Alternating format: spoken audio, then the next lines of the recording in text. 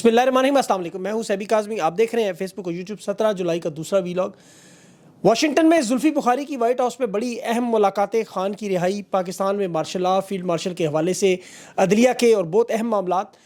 Adiala jail में आज मुलाकात करने वाले दूसरे सहाफ़ी को भी रोक दिया गया। बाकी मुलाकातें क्यों नहीं हुई? और इस वक्त इसहाक डार एक बड़े मिशन पर इस्लामी ममालिक के दौरे में अचानक अफ़गानिस्तान क्यों पहुँच गया? और इस्लामाबाद में शदीद बारिश, बलूचिस्तान में मिसिंग पर्सनस फैमिली का एहतजाज, पुलिस की बदमाशी और मरीम नवाज़ की नाअहली। 24 घंटों की बारिश में पंजाब में 103 लोग इस वक्त जाँ बहक। और बाऊ जी और पंजाब की अम्मी हैं कहाँ इस वक्त? इलेक्शन कमीशन भी इंतहाई जल्दी में जमशेद दस्ती की सीट पर इलेक्शन का शेड्यूल भी जारी। सेनेट के इंतखाबात में जो मामलात पसे पर्दा है वो क्या हुए, तय हो चुके हैं, मैं आपके सामने रखता हूँ। 1,80,00,000 नौजवान बेरोज़गार, नई लिस्ट, सरकारी अहदों पर जो इस वक्त तैनात लोग हैं, और बाकी तमाम खबरें भी आपके सामने रखता हूँ। सबसे पहले जो इस वक्त अहम मामला, खान के जो वज़ीर ख़ारजा जुल्फ़ी बुखारी साहब वाइट हाउस के अहम दौरे पर हैं। इनकी बड़ी अहम मुलाकातें, और इन मुलाकातों का इतना असर कि हुकूमत को डोनाल्ड ट्रंप के पाकिस्तान के दौरे की खबर जारी करनी पड़ी, जिसे दफ्तर ख़ारजा ने बाद में मुस्तरद किया। साफ साफ कहा हमें तो कोई पता नहीं है। वज़ीर ख़ारजा ख्वाजा आसिफ ने भी कहा जी हमें कोई इल्म नहीं, ये कोई दौरा ऐसा हो रहा है, ट्रंप जब भी आएँ वो वेलकम है, खुशामदीद है। मीडिया की खबर थी, मीडिया ने तरदीद की, हमें नहीं पता। फॉरेन ऑफिस, मीडिया दोनों इस पर यूटर्न क्यों ले गए? एजाज सैयद साहब ने माफ़ी मांगी, जियो न्यूज़ ने माफ़ी मांगी, बाकियों ने बस डंग टपा प्रोग्राम। लेकिन कि जो सहाफ़ी प्रोपेगेंडा करते रहे, वजह क्या? वाइट हाउस में पता चल गया कि जुल्फ़ी बुखारी की मुलाकातें, उसमें अदलिया के हवाले से, खान की रिहाई के हवाले से, इसके अलावा जो भी सहाफ़ियों के मामलात हैं वो सारे के सारे कल के जो कमीशन की रिपोर्ट थी आज जमा करवानी थी। बहुत सारी इन्फॉर्मेशन है, बहुत सारी मालूमात है, लेकिन जब तक ज़ाहिर है वो खुद जुल्फ़ी साहब जो है वो पब्लिक के सामने ना रखें, ये मुनासिब नहीं है। लेकिन मैं इतना आपको ज़रूर बता सकता हूँ कि पाकिस्तान के तमाम मामलात वाइट हाउस में पहुँचाए गए हैं। अमरीकी मुदाखलत का देखें जो मामला है, उसमें इंसानी हकूक़ का जो अभी कमीशन आपने देखा, उसका ट्रंप हुकूमत पर दबाव नज़र आ रहा है। ये मुलाकातें इसी सिलसिले का एक तसलसल है। अब इस सिलसिले में अभी सजाद बरकी साहब के हवाले से कल जो खबरें थी कि वो एक मुहिम चला रहे हैं उन मुलाकातों को रोकने के लिए, जिस पर बरकी साहब ने तफसील से वो पूरा बयान दिया। बल्कि उन्होंने इस ट्वीट में वो ईमेल जो उन्होंने इस कमीशन को लिखी, वो ट्वीट भी सारी ईमेल भी उन्होंने कर दी कि इमरान खान की फैमिली जो डोनाल्ड ट्रंप से मुलाकातों का इंतज़ाम करने की कोशिश कर रहे हैं, टॉम लेंटोस कमीशन को, उनको 9 घंटे पहले सजाद बरकी साहब की तरफ से ईमेल आई थी। उसमें बरकी साहब ने ये सोशल मीडिया पे जो ईमेल जारी की, उसमें मुझे सिर्फ ये इस चीज़ पर बड़ी तशवीश लगी कि जहां उन्होंने जिक्र किया कि ख़ानदान की तरफ से ये वाज़ेह तौर पर कहा जा रहा है कि सलमान खान और कासिम खान के अलावा कोई दूसरा फ़र्द खान की नुमाइंदगी का इख्तियार नहीं रखता, यानी कोई दूसरा शख्स उनके बोलने का मुजाज नहीं है। सलमान खान और जो कासिम खान है, इमरान खान के बेटे, बरतानवी शहरी हैं, बरतानिया में मुकीम है, अगले हफ्ते अमेरिका आ रहे हैं। फिर जो इस मामले पर सियासी जबर और वालिद की गैर मुनसिफाना जो उनकी कैद है, उस पर वो आवाज़ उठाएंगे। टॉम लेंटोस समेत उन्होंने सियासी और अस्करी हुकूमत को जो भी उनके साथ मामला है वो हुकूमत को खुद बताएंगे, जो भी वहाँ उनकी मीटिंग्स होंगी। बरकी साहब का मौक़िफ़ यही है, वो जुल्फ़ी बुखारी की तारीफ़ भी कर रहे थे कि हमारा मिशन एक है, हमारा खान की रिहाई का मामला एक है। लेकिन ये ईमेल उनकी मुझे थोड़ी सी समझने में मुश्किल पेश आ रही थी कि इमरान खान के बेटे देखें बिलाशुबा अपने वालिद की रिहाई पर उनसे ज़्यादा बेहतर कोई शख्स नहीं। लेकिन जो मैंने दोनों से सवाल तो पूछा है, बरकी साहब से भी और जुल्फ़ी साहब से भी, इसकी जो मुझे इसमें जो चीज़ नज़र आ रही है कि इमरान खान के बेटों को बिलाशुबा खान के बारे में तो पता है, लेकिन पाकिस्तान के हालात, इलेक्शन चोरी करना, आज़ादी, ये सारे राय का मामला, अदलिया के मामला, मखसूस रिश्ते, ये सारा एक बड़ा टेक्निकल मामला है। जो शख्स इस पूरे प्रोसेस से गुजरा हो उसे ही पता है। और जुल्फ़ी बुखारी इसलिए आइडियल है कि देखें वो एक तो खान का उस पर एतमाद भी है, फिर वो ज़ाहिर है ब्रिटिश होने की वजह से अंग्रेज़ी और तालीमी काबिलियत भी ठीक है, इन चीज़ों को समझता भी है। सियासत में पाकिस्तान में उसका बड़ा टाइम भी गुजरा है, अच्छी खासी प्रेजेंटेशन करना जो मेरे ख्याल में जुल्फ़ी बुखारी एक काबिल मौजू शख्स है। और वैसे तहरीक इंसाफ का अंदरूनी मामला है, लेकिन इमरान खान के बेटों की अगले हफ्ते जो मुलाकात 17-18 को कोशिश है, उस पर बहुत सारी चीज़ें सामने आ जाएंगी। तहरीक इंसाफ जो पाकिस्तान के अंदरूनी मामलात पर उनकी जो ब्रीफिंग, उनकी जो प्रेस कॉन्फ्रेंस थी, आज काफ़ी अरसे बाद वो नज़र आई। शेख वकास ने उसमें भी इमरान खान के मुजालिम का जिक्र किया मीडिया के सामने, जो हम लोग कहते रहते हैं बार बार के बताएं। आज उन्होंने कहा 24 में से 22 घंटे इमरान खान को सेल में रखा जा रहा है। और फिर उन्होंने बारिशों के हवाले से, सैलाब के हवाले से, पार्टी के इंतज़ामात के मामले से जो अंदरूनी मामला थे वो भी रखे। और तहरीक के हवाले से चारों सूबों में देखें, बलूचिस्तान में दाऊद काकड़ ने बाकायदा तौर पर कैंपेन शुरू कर दी है, सिंध में भी हलीम आदिल शेख ने बाकायदा मोबिलाइजेशन कर रहे हैं, पंजाब में इनकी जो मीटिंग्स है वो अरूज पर है, इस वक्त सफबंदी हो चुकी है, यूथ विंग तैयार है, ISF तैयार है।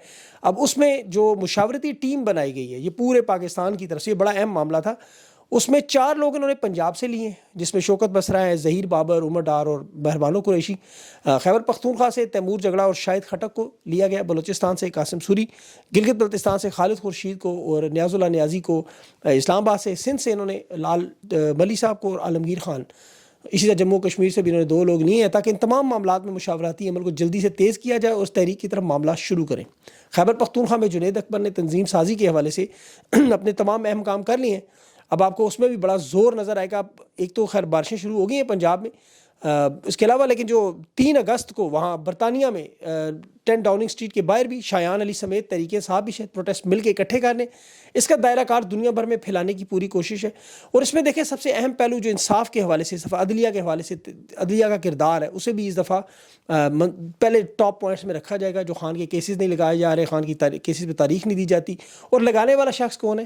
چیف جسٹس سرفراز ڈوگر، جو نہیں لگا رہا۔ آج ان کے اعزاز میں آپ عشائیہ دیکھ لیں، آپ کو بڑی بھاری تعداد میں وہ وکلا نظر آئیں گے 26ویں ترمیم والے، اور یہ جو تمام وارداتوں میں ان کا ساتھ دیتے رہے۔ لیکن اس میں سب سے جو منفرد چیز مجھے نظر آئی، 15ویں نمبر کے جونیئر جج تھے یہ، انہیں اسلام آباد ہائی کورٹ میں چیف جسٹس لگا دیا گیا، پہلے قائم مقام اب پرماننٹ۔ اور ان کے اعزاز میں جو باقاعدہ طور پر جنگی ترانے لگائے گئے، وہ مطیع اللہ جان کی ٹویٹ پہ میں نے ریسرچ کی تو وہ ترانے وہ تھے جو 1965 کی جنگ کے دوران پاک فوج کے مورال کو بلند کے لیے لگائے جاتے ہیں۔ مطلب ایک ایسا بندہ جو عمران خان کا کیس لگانے کو نہیں تیار، ملتوی پہ ملتوی، تاریخ پہ تاریخ، جیسے اسپیشل لایا گیا اس لیے کہ وہ 6 سینئر ججز کو اسلام آباد ہائی کورٹ کے ان کو بائی پاس کرے، طاقت اور بدماشی سے نظریہ ضرورت جسٹس منیر والا کام کرے، اور ترانے پیچھے ایسے لگائے جا رہے ہیں، جاگ اٹھو سارا وطن مجاہد۔ مجھے ایسے لگ رہا تھا پتہ نہیں نشان حیدری ناج کو دے دیں ان کو، چاہے تمغہ شجاعت نہ دے دیں۔ وفاقی وزیر قانون اعظم زیر تارڑ بھی تھا، مسلم لیگ نون کا احسن اقبال بھی تھا، سینیٹر افنان بھی، بیرسٹر عقیل بھی، یہ سارے کے سارے نون لیگ کے لوگ۔ 1200 لوگوں کے فنکشن میں کچھ 40-50 لاکھ کا خرچہ، اور محسن اختر کیانی کی نشست چھین کے قبضہ کرنے کا یہ جشن تھا۔ اب جشن تو انہیں منانا چاہیے واقعی، کیونکہ آئین اور قانون کو جس طرح روندا گیا، تباہ و برباد کیا گیا۔ آپ دیکھیں کوٹ لکھپت جیل ٹرائل میں انویسٹیگیشن افسر منیر، انسپیکٹر منیر، عمرے کی ادائیگی کی خانہ کعبہ میں، اسے گواہی کے لیے آن لائن لیا گیا، تو احرام اس نے پہنا ہوا تھا۔ برہان معظم صاحب وکیل نے اسے پوچھا کہ تم اللہ کے گھر میں کھڑے ہو، قسم اٹھاؤ کہ عدالت سے جھوٹ نہیں بولو گے، اگر بولو تو اللہ کا قہر نازل۔ اب کھڑا تھا اللہ کے گھر میں، انسپیکٹر منیر فوراً بول پڑا کہ اللہ کا قہر میرے اوپر کیوں نازل ہو، ان کے اوپر کیوں نہ ہو جنہوں نے 9 کروایا ہے براہ راست اسٹیبلشمنٹ کی طرف، فالس فلیگ آپریشن۔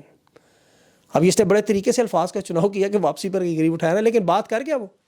اب یہ بالکل وہی راولپنڈی کے کمشنر چٹھا والا معاملہ جسے وہ آج تک نہیں مل سکا، یا اڈیالہ جیل کا ڈپٹی سپرنٹینڈنٹ نے ملا، اب اسے بھی بیچارے کوئی آتے اٹھا ہی نہ لے۔ لیکن دیکھیں اسٹیبلشمنٹ نے کوشش کی ہے کہ قوم کو چڑیا بنایا جائے۔ 2019 میں غداری کے الزام میں آپ کو پتہ ہے retired lieutenant general Javed Iqbal اور سابق بریگیڈیئر راجہ رضوان اور ایک ان کے ساتھ ڈاکٹر وسیم اکرم، یہ 3 غیر ملکی خفیہ ایجنسیوں کو اساس معلومات کے الزام پر سزائیں ان کو ہوئی تھی۔ جاوید اقبال صاحب نے 14 سال کی قید با مشقت تھی، بعد میں معاملات ٹھیک ہو گئے۔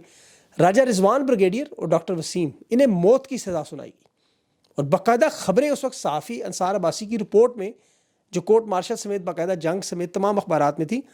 آپ دیکھیں 2019 کی اخبارات، راجہ رضوان جو جرمنی میں پاکستان کا دفاعی اتاشی بھی تھا، یہ 10 اکتوبر 2018 کو اسلام آباد میں G10 سے اٹھایا تھا۔ پھر اس کے اہل خانہ جب ہائی کورٹ گئے، پھر وزارت دفاع نے بتایا کہ جی آفیشیل سیکرٹ ایکٹ کے تحت کارروائی ہو رہی ہے۔ اس وقت آپ ڈان پڑھیں، الجزیرہ پڑھیں، ویکیپیڈیا پہ دیکھیں، گوگل پہ ریسرچ کر لیں آپ، 24 نومبر 2019 کی خبر ہے کہ انہیں پھانسی کی سزا ہو چکی ہے۔ اب عمران خان نے جو ٹویٹ میں انکشاف کیا، یہ تو ایسوسیشن سے اڈیالہ جیل میں بیٹھے ہوئے ہیں۔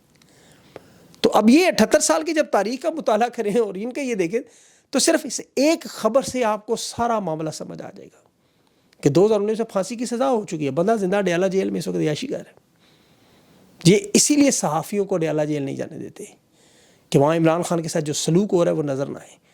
24 میں سے 22 گھنٹے عمران خان جو جیل میں، انہیں بیرک سے نہیں نکلنے دیا جاتا، بجلی بند کی جاتی، کھانے سے متعلق جو ان کے اوپر وائٹ ٹارچر ہو رہا ہے، یہ سارا معاملات جو ہے عمران خان دیکھیں پاکستان کے وہ واحد رہنما جنہوں نے کبھی جھوٹ نہیں بولا، جبکہ عمران خان کے مخالفین ایسے ہیں کہ جنہوں نے آج تک سچ نہیں بولا۔